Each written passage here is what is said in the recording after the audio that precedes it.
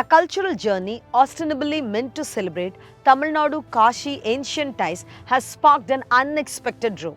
The Agasthya Expedition, part of Kashi Tamil Sangamam 4.2, claims to retrace the path of Sage Agasthya, one of the most popular cultural figures in Tamil tradition.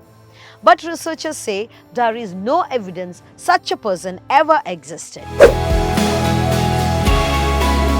The Agasthya Expedition is a trip planned from Tenkasi in Tamil Nadu to Kashi in Uttar Pradesh under a month-long cultural program by the Union Ministry of Education. According to the organizers, it celebrates intellectual confluence and timeless bond between Tamil Nadu and Kashi.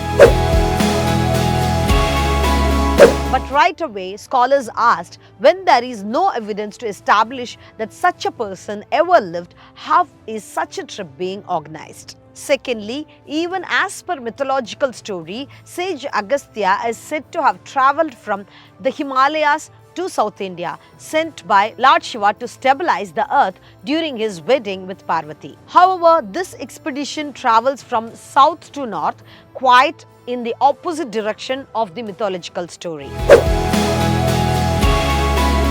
Indologist R. Balakrishnan, after examining nearly 400 books on Agasthya, concluded that there is no evidence that such a person existed. He points out Agastya's name never appears directly in Sangam literature. Secondly, the only Agastya whom a Tamilian can relate to would be an actor named Sirkari Govindarajan, who acted as Sage Agasthya in the movie Agasthya, which was released in 1972. It is merely an assumption that Agasthya is mentioned indirectly in the Sangam text, Madurai Kanji.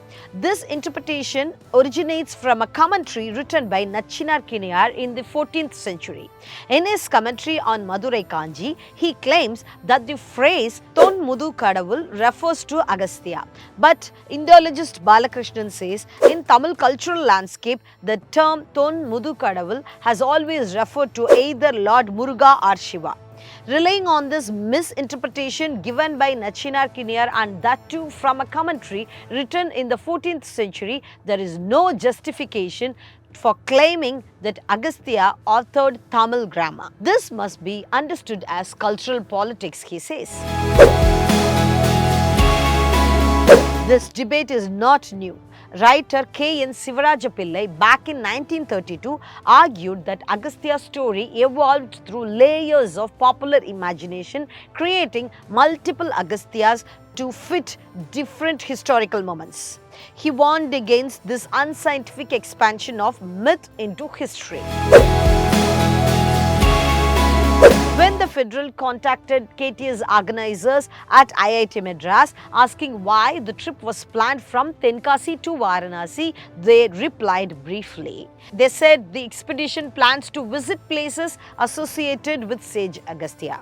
But when asked for evidence supporting the existence of Agasthya, or their response to criticism from scholars and literary groups, there was no reply. Emails went unanswered, phone calls were not returned. The Federal will publish their response if and when it arrives.